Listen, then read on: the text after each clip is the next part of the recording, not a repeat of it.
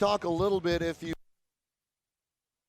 went, the running Buffs of West Texas A&M aren't ranked third in the nation for nothing. Yeah, give them a lot of credit, Coach Brown, his staff, their players.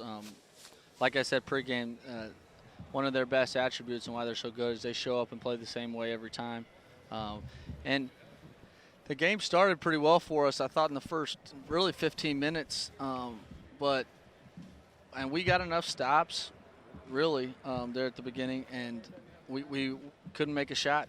Missed layups, missed threes, and then so they extend their lead a little bit, and then they throw a gut punch in the last 130.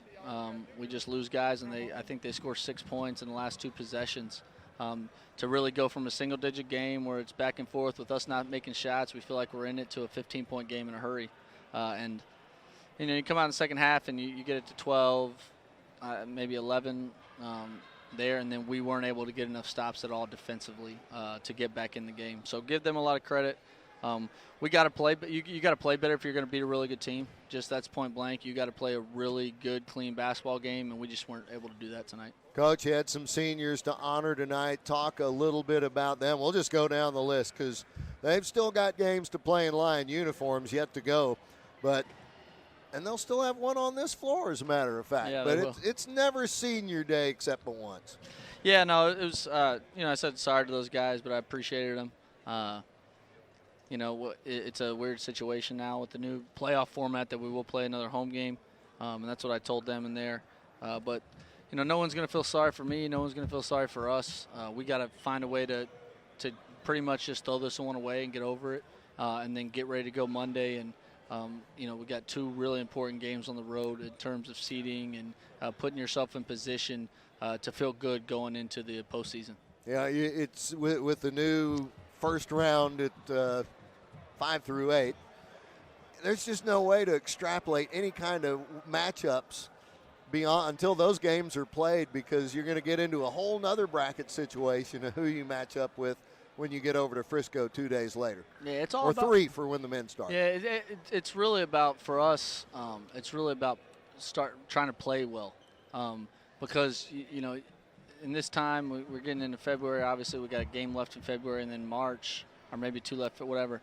March basketball, whoever's the hottest team playing the best at that time's got a chance to really do something on a neutral floor, and so that's what we need to get our mindset on is get back Monday and try to get ready to play our best basketball here over the next couple weeks. And the scarcity of the teams that have just gotten microwave hot right at the end and gone deep.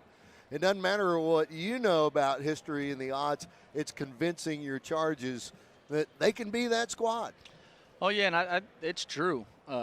It's true. A team starts, the ball starts moving, guys start hitting shots. That's very contagious, and defensively locking in and getting stops. I mean, that stuff is contagious. Teams go on runs for a reason in college basketball games, and you can do the same and get prepared and try. We just got to be playing better basketball, and we have been. So, I'm gonna throw this out as an outlier, really, and just say that I didn't have the guys prepared enough to play in this game in this moment. But we've been playing better, and we're going to build on that and get ready for Thursday. All right, just to look back over the year, the 2 games coming up, both against Oklahoma Christian and Arkansas Fort Smith. Lions were able to get away from Oklahoma Christian, winning that game by 13, but anytime you've got that hot shooter from Fort Smith in your uniform, he's going to be trouble for you up in his home gym. Yeah, he's a good player. We'll prepare and get ready for him.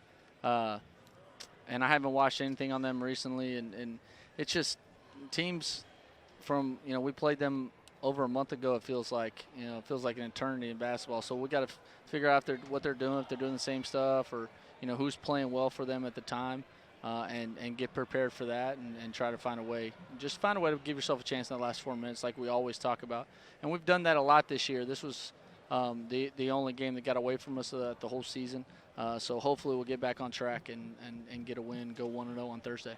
All right, very good. Back to the seniors. You know what? If anybody gets an award for traveling the longest distance to come here for Senior Day, Alberto Moreno and his family that came in town. That's kind of cool when an international player gets family here. Yeah, no, it's neat. Excited for him. I'm sure his sister enjoyed watching him play and being able to come over here and spend some time with him. So, exciting.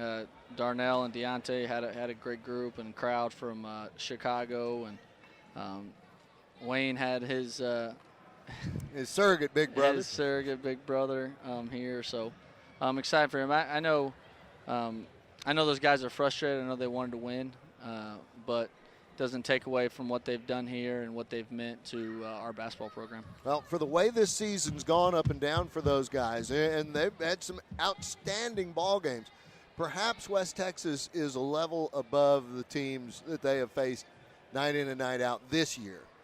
Is that a fair assessment? Yeah, I mean, obviously, if you look at tonight, it is. And I'll have to go back and watch it. I don't know if it was quite. It's like everything. It's never as good as it seems after a win or loss, and it's never as bad as it seems. So, they were ready to go tonight. They shot the ball extremely well. They played really efficient. They made it tough for us defensively in that first half. Like I said, when we got to try to, keep the game close and put some game pressure on them, which we had opportunities to, a lot of opportunities to.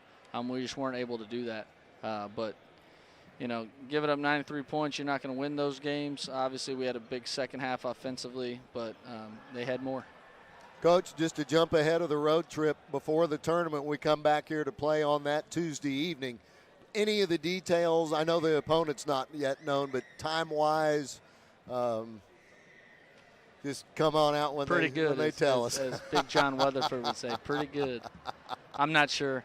I know we'll tip at 7:30 on Thursday, and that's what we're going to focus on. All right. Hey, Coach, Mama said there'd be days like this, but it's all right.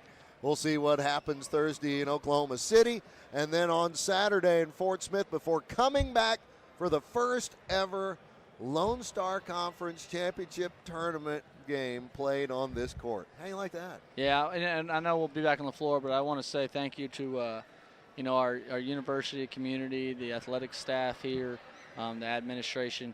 Just an unbelievable job creating an environment here that's conducive to success. And, we're going to really need you guys to come out the next Tuesday and support us so we can get a win and go to Frisco and try to compete for an LSC championship. All right, Coach. Thank you so much. We'll catch you on the next time.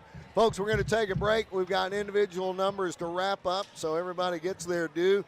Keep it here on your station, 88.9 KETR, the home of the Lions Sports Network. We'll be back after this.